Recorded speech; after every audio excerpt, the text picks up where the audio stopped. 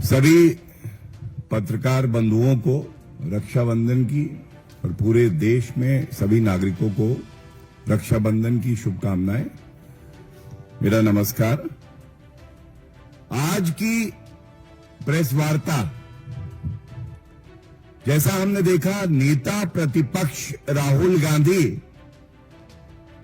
जिनको पूरा देश नेता प्रतिपक्ष कम नेता अपरिपक्व ज्यादा मानने लगा है, और एक दशक से ज्यादा समय से राहुल गांधी जी की छवि जो बनी है भारतीय राजनीति में, वो छवि थी अराजकता की। संवैधानिक संस्थाओं को बिना प्रमाण के नष्ट करने का प्रयास, आरोप लगाना। लेकिन बड़े भारी मन से जो प्रेस वार्ता राहुल गांधी जी ने करी और एक संवैधानिक संस्था इलेक्शन कमीशन ऑफ इंडिया, निर्वाचन आयोग पे जिस तरह से बेबुनियाद आरोप बिना तथ्यों के झूठ बोल के लगाए, तो ये कहना गलत नहीं होगा, राहुल उर्फ अराजक तत्व अब राहुल उर्फ विध्वंसक हो गए हैं। अब वो विध्वंस करना चाहते हैं संवैधानिक संस्थाओं का, भारत के लोकतंत्र का, और बड़ी जिम्मेदारी से मैं एक बात कहना चाहता हूं। पूरा देश आज कह रहा है कि क्या नेता प्रतिपक्ष को यह शोभा देता है, आपके कोई भी आरोप हो, आपको हक है अपने आरोप लगाने का भी और मुद्दे उठाने का भी, लेकिन धमकी देना, क्या नेता प्रतिपक्ष किसी संवैधानिक संस्था को धमकी दे सकता है? तो पहला मुद्दा जो इस प्रेस वार्ता में मैं उठाना चाहूंगा, नेता प्रतिपक्ष के लिए अशोभनीय है, निंदनीय है, पीड़ाजनक है हमारे लिए कि वो संवैधानिक संस्थाओं को अब धमकी देने लगे हैं। और उनकी पूरी प्रेस वार्ता, उनके सारे बिंदु बड़े ध्यान से हमने अध्ययन किया, और ये कहना गलत नहीं होगा, बिना प्रमाण, बिना तथ्य, बिना सबूत झूठ का कारोबार करने के लिए राहुल उर्फ विध्वंसक आरोप लगा रहे हैं। और पूरी तैयारी से मैं आया हूं, आपके सामने तथ्य रखूंगा, और जनता तो ये मान चुकी है कि राहुल गांधी जी अपरिपक्व, विध्वंसक, गैर जिम्मेदार और भारत के लोकतंत्र को कमजोर बनाने के लिए ही वक्तव्य देते हैं। सबसे पहले, क्या नेता प्रतिपक्ष, कोई सांसद जिसने संविधान की शपथ ली है, वह संवैधानिक संस्थाओं के खिलाफ जंग छेड़ सकता है इस तरीके से? आप मोडस ऑपरेंडी समझिए उनका। क्या मोडस ऑपरेंडी है? पहले, क्योंकि विश्वसनीयता नहीं है, भ्रष्टाचारी है, बेल पे बाहर है, कांग्रेस पार्टी घोटालेबाज है, चुनाव हार जाते हैं। जब चुनाव हारते हैं तो स्टेप नंबर 2, ठीकरा कहीं फोड़ना है, तो ठीकरा फोड़ते हैं वो, कभी ईवीएम पे, कभी वीवीपैट पे, कभी इलेक्शन कमीशन ऑफ इंडिया पे, कभी जनता को ही बुरा भला कह देते हैं, और झूठे आरोप लगाते हैं बिना तथ्यों के, और कभी औपचारिक शिकायत नहीं देते हैं। No formal complaint is ever given. If you want to seek a remedy in law, Mr. Rahul Gandhi, I must remind you, Our country, Bharat, India, is governed by rule of law, the Constitution of India. And there are forums to raise your complaint, but there is a procedure prescribed. You have to give a formal complaint. तो step number 2, कोई औपचारिक शिकायत नहीं. तीसरा, जब media में अनर्गल आरोप लगाते हैं, उसके बाद प्रमाण मांगती है कोई संवैधानिक संस्था, तो प्रमाण देने से मना कर देना. शपथ पत्र मैं दूंगा नहीं, डिक्लेरेशन मैं करूंगा नहीं. जो संवैधानिक संस्था है वो कहती है आप जो तथ्य कह रहे हो वो गलत है, रिकॉर्ड पे कुछ और है, आप झूठ बोल रहे हैं, गलत है, और आप कहते हैं नहीं मैं डिक्लेरेशन नहीं दूंगा, मैं शपथ पत्र नहीं दूंगा, आपके तथ्यों का मैं जवाब भी नहीं दूंगा. जो मैं कहूं खाता ना बही, जो राहुल गांधी कहे वही सही. उसके बाद सबसे जो चिंताजनक है कि जिस तरह से झूठे आरोप लगाए जाते हैं, इससे देश में अराजकता फैलाना, नफरत फैलाना और संवैधानिक संस्थाओं की जो विश्वसनीयता है उस पर प्रश्न चिन्ह उठाना बेबुनियाद तरीके से, और यह चिंता का सबब है. अब मैं कुछ तथ्यों के साथ सर्वोच्च न्यायालय के आदेश के साथ लैस आया हूं. मैं जरूर यह जवाब देना चाहूंगा. पहला क्लेम क्या है? राहुल गांधी कहते हैं, ये बहुत अहम है सभी मीडिया साथियों के लिए भी, और राहुल गांधी जहां मिले माइक लगा के पूछिएगा क्या कहना है इस पे. राहुल गांधी का आरोप नंबर 1 है digital voter list machine readable format में नहीं दी जाती. यही कहा है राहुल गांधी. सबसे पहले तो जो हमारी जानकारी है, वोटर लिस्ट वेबसाइट पे हमेशा उपलब्ध कराई जाती है. यह बात अलग है जब राहुल गांधी चुनाव हार जाते हैं तो इस तरह के आरोप लगाते हैं, लेकिन न्यायालय नहीं जाते हैं. और क्यों नहीं जाते मैं आपको बताता हूं. इसका उत्तर एक जजमेंट है मेरे पास सुप्रीम कोर्ट का, और आप बड़े ध्यान से सुनिएगा.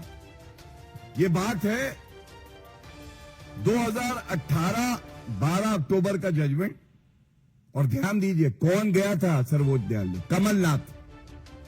कमलनाथ जी गए, और इसी जो भी कहूंगा इसी आदेश से सर्वोच्च न्यायालय के. पहली लाइन क्या कहता है? ये the petitioner who is the president of the Madhya Pradesh Congress committee, और ये रिलीफ मांग रहे हैं. मध्य प्रदेश कांग्रेस कमेटी के अध्यक्ष कमलनाथ सर्वोच्च न्यायालय जाते हैं और कहते हैं जो मतदाताओं की सूची है ये हमें as per rules text format में दीजिए, टेक्स्ट फॉर्मेट में दीजिए. सर्वोच्च न्यायालय क्या कहता है ये बड़ा अहम है.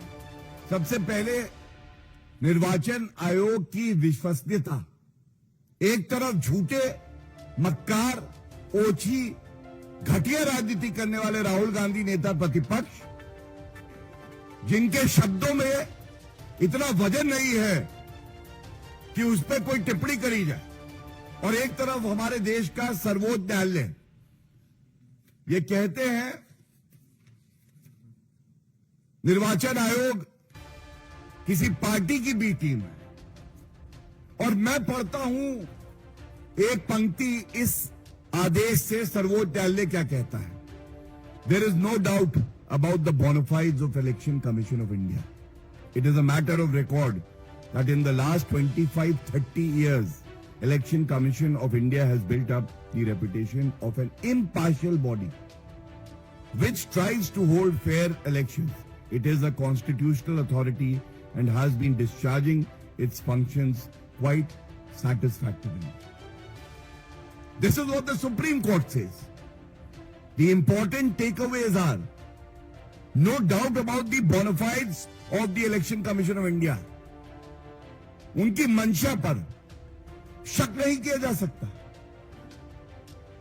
25-30 साल से निर्वाचन आयोग निष्पक्ष संस्था के तौर पे कार्य कर रहा है और वो संवैधानिक संस्था है और अपने कर्तव्य का निर्वहन संवैधानिक तरीके से कर रहा है। ये राहुल गांधी को पढ़ना चाहिए, जो संविधान लेके घूमते हैं, दिखाते हैं, लेकिन अंदर क्या है उस संविधान के कभी पढ़ा नहीं राहुल गांधी जी ने। दिक्कत ये है सारी।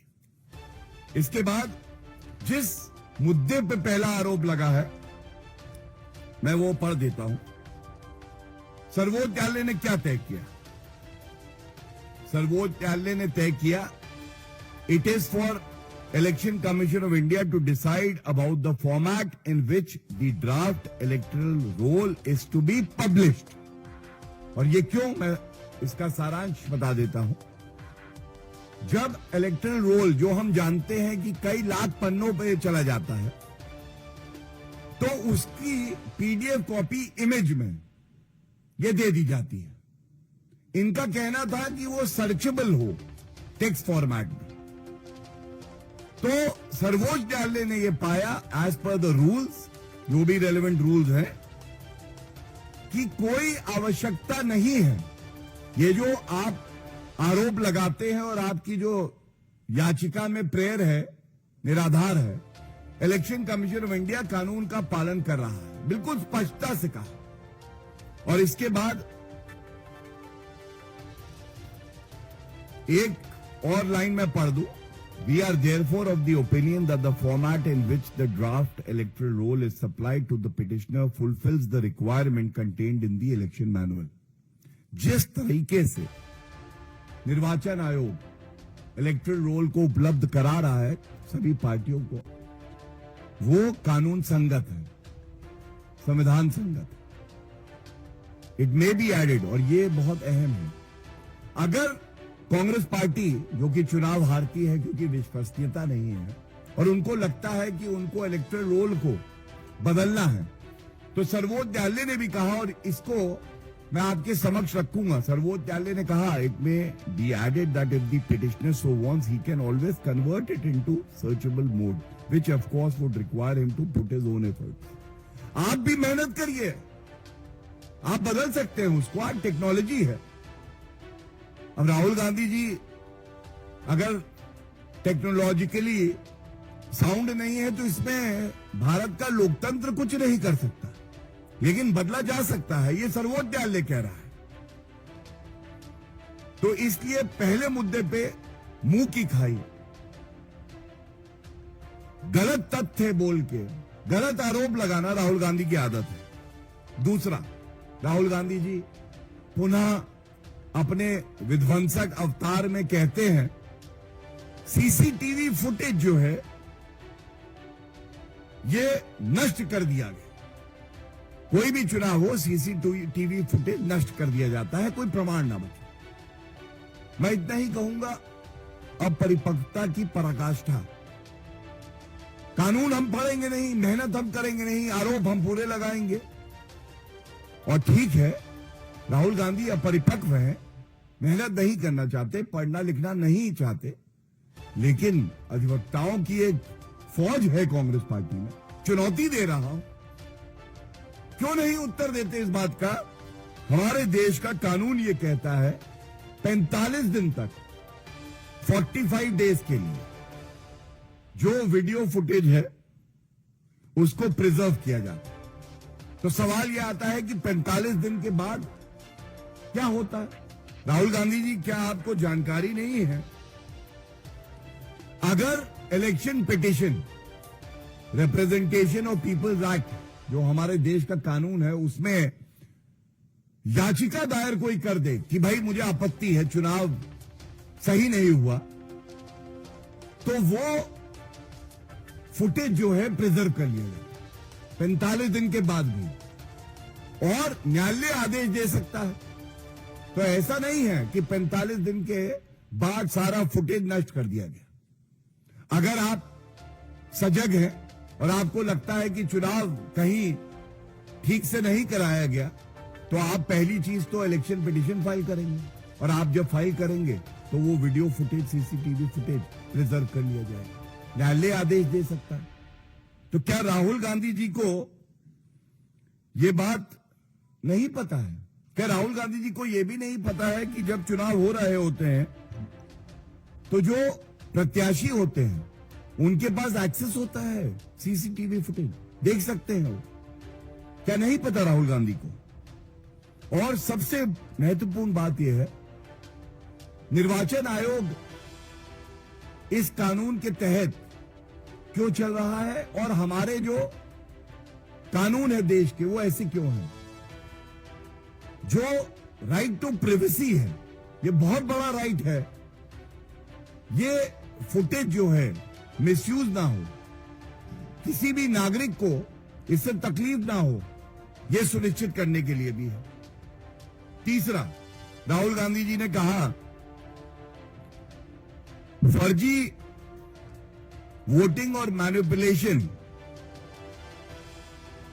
वोटर लिस्ट में किया जा रहा है, और ये चाहे बिहार में एसआईआर हो, चाहे महाराष्ट्र हो, चाहे कर्नाटका की बात करें, हर जगह इस तरह के आरोप लगाते हैं। तो मैं ये बता दूं, हमारे देश के कानून में सेक्शन 24 है, रिप्रेजेंटेशन ऑफ पीपल एक्ट 1950। अगर आप कोई भी संदेह के घेरे में हैं तो आप अपील फाइल कर सकते हैं, और उसके बाद अगर आप डीएम के सामने जब अपील जाए नहीं संतुष्ट हैं तो एक और अपील वो सीईओ जो स्टेट का होता है उसके सामने कर सकते हैं। और इससे पहले जब राहुल गांधी चुनाव की बात करते हैं तो उनको पता होना चाहिए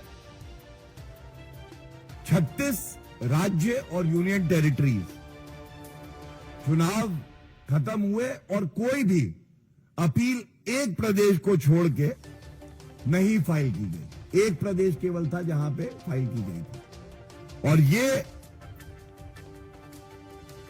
ऐसा नहीं है कि केवल कांग्रेस पार्टी ने अपील करी, 89 अपील आई, और ये महाराष्ट्र था, और यहां पर भाजपा ने भी कानून संगत तरीके से अपनी बात को रखा और अपील फाइल करी। तो राहुल गांधी जी को यह सब पता होना चाहिए किस तरीके से देश का कानून कार्य करता है, और आपको कानून के दायरे में रह के ही अपनी बात को रखना चाहिए।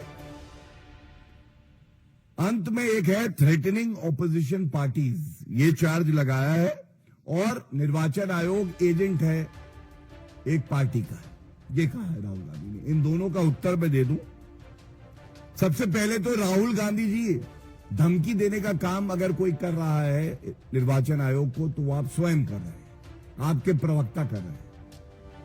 और निर्वाचन आयोग ने हमेशा, चाहे वो ईवीएम पे जब आपने सवाल उठाए तो चैलेंज दिया कि आइए और दिखाइए कैसे हैक हो सकती है, तो आप नहीं गए। चाहे आपका आरोप, और आरोप देखिए कितना बेबुनियाद हो सकता है। मैं आपको ये बताना चाहूंगा कि राहुल गांधी जी किस तरीके से आरोप लगाते हैं। राहुल गांधी जी ने 3 फरवरी 2025 को कहा कि महाराष्ट्र में 70 लाख वोटर बढ़े हैं, 70 लाख, 3 फरवरी 2025। 7 फरवरी 2025 को प्रेस वार्ता में राहुल गांधी स्वयं कहते हैं कि 39 लाख वोटर बढ़े हैं, 39 लाख। लेकिन बिहार का चुनाव आता है और बिहार में जब राहुल गांधी जाते हैं 9 जुलाई 2025 को, कहते हैं कि 1 करोड़ वोटर बढ़े, 1 करोड़। मैं ये पूछना चाहता हूं आज यहां से, इलेक्शन कमीशन ऑफ इंडिया ने अपने जवाब में, जो मैं लेके आया हूं मेरे समक्ष है, 24 दिसंबर 2024 को प्रेस रिलीज में बताया 40 लाख वोटर फाइनली बढ़े। तो आप सोचिए, राहुल गांधी का सफर 39 लाख फिर उसके बाद 70 लाख, और ये संसद के पटल पे, और उसके बाद 1 करोड़ बिहार में प्रदर्शन करते हुए, और अगले दिन सर्वोच्च न्यायालय में मामला लंबित था, लगा हुआ था, लेकिन प्रदर्शन कर रहे 1 crore voter, 1 crore voter. Election commission कह रहा है 40 लाख। राहुल गांधी जी इतने कंफ्यूज क्यों? राहुल गांधी जी इतना झूठ क्यों बोलते हैं? राहुल गांधी जी, हम गलत है ना, चुनौती स्वीकार करिए, निकलिए जहां छुपे हुए हैं। कृपया करके, मैंने तारीख के साथ बताया, उत्तर दीजिए देश को कि आप किस तरह से महाराष्ट्र के संदर्भ में भी झूठ बोल रहे हैं। और अगर निर्वाचन आयोग का आंकड़ा, जो कि मैंने आपको तिथि के साथ बताया, गलत था, आप किस न्यायालय में गए? यह बात जरूर है कि बॉम्बे हाईकोर्ट गए थे, वहां इनकी याचिका निरस्त कर दी गई। तो ये तथ्य जो मैंने आपके सामने रखे, ये इतने गंभीर हैं। ये राहुल गांधी की परिपक्वता पे सवाल तो है ही, लेकिन उनकी नीयत पे सवाल, उनकी मंशा क्या है? क्या भारत के लोकतंत्र को कमजोर करने की मंशा है उनकी? क्या जिम्मेदारी से वो अपने कर्तव्य का निर्वहन नहीं कर सकते? और इसके साथ ही कितने अपरिपक्व है, मैं आपको कुछ आंकड़े और दे रहा हूं, ये बहुत महत्वपूर्ण है। राहुल गांधी जी को कोई गंभीरता से इसीलिए नहीं लेता। आप सुनिए, राहुल गांधी ने दावा किया बेंगलुरु सेंट्रल में 7 असेंबली सीट्स हैं। सत्य क्या है? 8 है। तो मैं पहले पूछना चाहता हूं, आप निर्वाचन आयोग पे आरोप लगाने जा रहे हैं।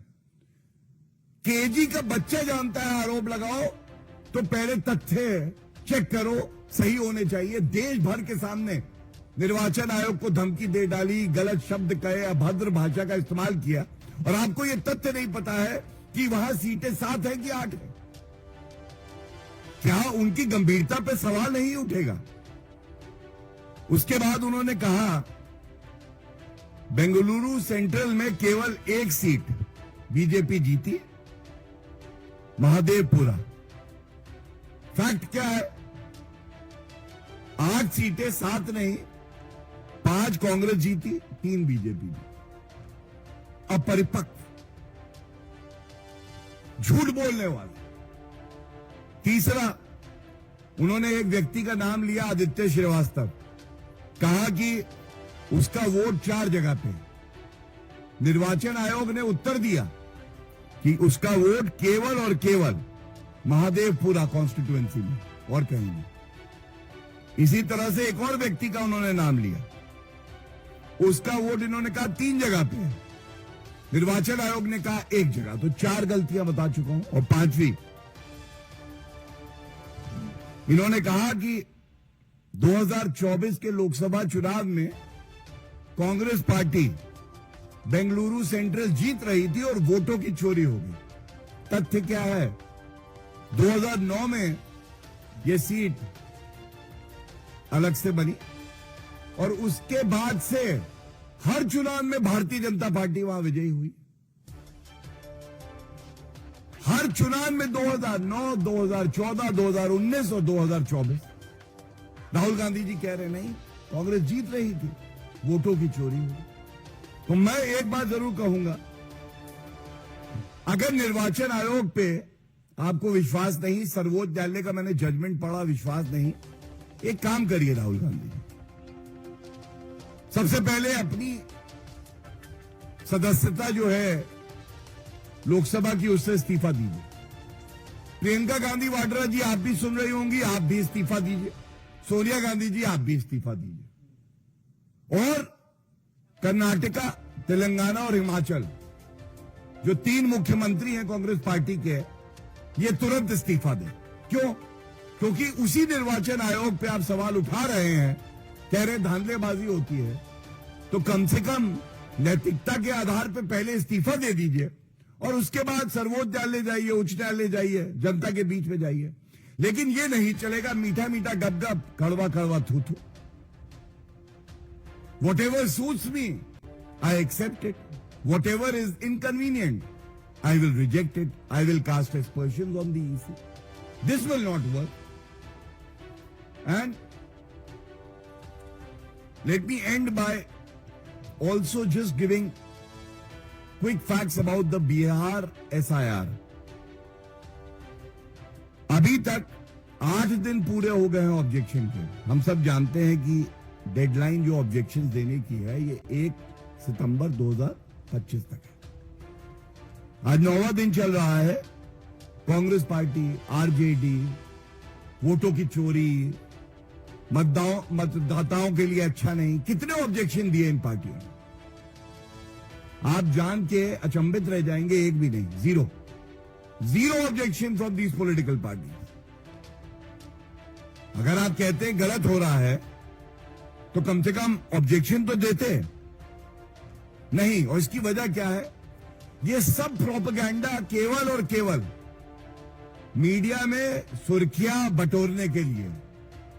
जानते हैं कि जब हलफनामा देंगे, डिक्लेरेशन देंगे, तो ये कानूनी अपराध है कि झूठ बोले, तो आपको सजा हो सकती है। इसलिए कभी भी हलफनामा राहुल गांधी नहीं लेंगे, केवल हवाई बातें मीडिया में करेंगे। और इसके साथ ही मैं ये कहूंगा, आदरणीय प्रधानमंत्री श्री नरेंद्र मोदी जी ने विश्वसनीयता का मॉडल दिया। जनता का विश्वास जीतना पड़ता है, डिलीवरी का मॉडल दिया, विकास का एक मॉडल दिया। और तभी बार बार भारतीय जनता पार्टी और जो एनडीए के घटक दल हैं वो चुनाव जीत रहे हैं। चुनाव जीते भी जाते हैं, आप हार भी जाते हैं, लेकिन एक कमजोर खिलाड़ी, एक ऐसा खिलाड़ी जो देश से नफरत करता है, कि ऐसे बचकाने, झूठे, अमर्यादित और अपरिपक्व बयान देगा जैसे राहुल गांधी दे रहे हैं। Thank you. If there are any questions, I would love to take them. Yeah, please.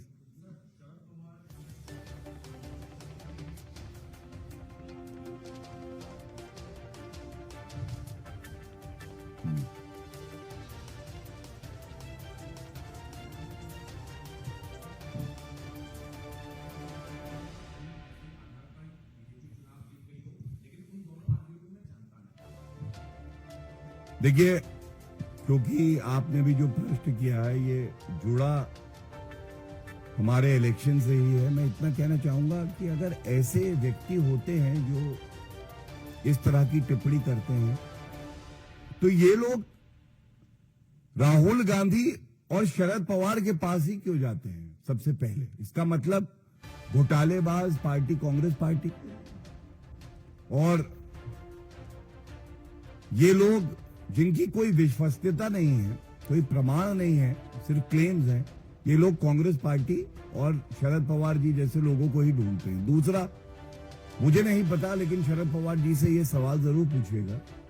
नागरिक है, उनका भी कर्तव्य है जनता के प्रति, संविधान के तहत। जब ऐसे लोग उनके पास आए तो उन्होंने कोई फॉर्मल कंप्लेंट दी थी क्या? कोई शिकायत दी थी उन्होंने पुलिस को? क्या वो न्यायालय गए थे? चुनाव तो पार्टियां लड़ेंगी, कोई पार्टी जीतेगी, कोई हारेगी, लेकिन लोकतंत्र का सेनानी होने के नाते क्या उन्होंने कोई कंप्लेंट, शिकायत पुलिस में दी हो, या कोई प्रेस कॉन्फ्रेंस करके इस विषय को उठाया हो, निर्वाचन आयोग को कोई शिकायत दी हो, या न्यायालय गए हो? ये कृपया करके वो जरूर बताएं। मैं समझता हूं ये एक अच्छी शुरुआत होगी विपक्ष की तरफ से।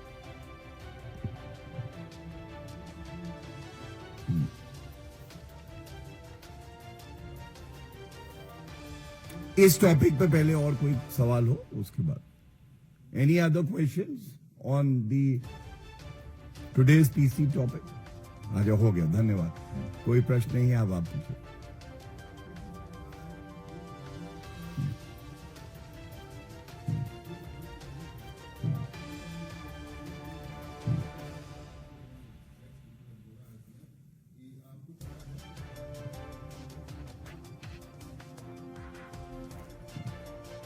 देखिए, ऐसा है कि ये वही लोग हैं जब उपराष्ट्रपति के पद पे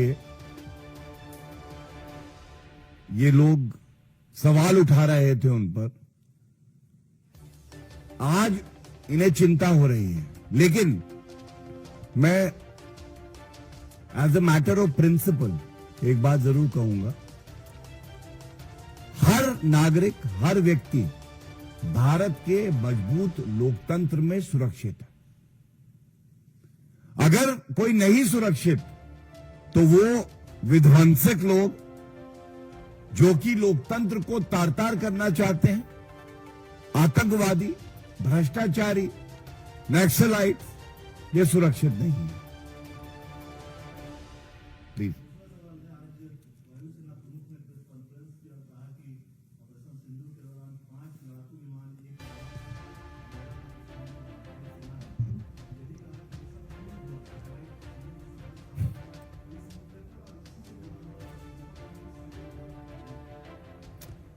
देखिए, सबूत गैंग कहूं, पाकिस्तान प्रेमी गैंग कहूं, भारत विरोधी कहूं, राफेल का मजाक उड़ाने वाला कहूं, प्रधानमंत्री जी का सर तन से जुदा का ट्वीट करके डिलीट करने वाला गैंग कहूं, लेकिन ये करारा थप्पड़ तो है। हमारी सेना विश्व में सबसे वीर है, ये हर भारतीय का मानना है। आदरणीय प्रधानमंत्री जी के नेतृत्व में हमारी सेना को खुली छूट दी गई और उसने अपने शौर्य का, साहस का परिचय दिया। ये भी पूरे विश्व को पता चल गया। आतंकिस्तान थरथर कांपा हमारी ताकत देख के, ये भी सबको पता है। लेकिन फिर भी अगर कोई हमारी सेना पर, हमारे देश पर सवाल उठाता है तो वो राहुल गांधी और मैं कहूंगा गैर जिम्मेदार विपक्ष, जिनको आज मुंह छुपाने की जगह नहीं मिलेगी, चुल्लू भर पानी में डूब नहीं पाएंगे। हां, अगर वो हमारी वीर सेना पे भी विश्वास नहीं करते तो बात कुछ और है। That's it. Thank you so much, everyone. Happy Raksha Bandhan once again.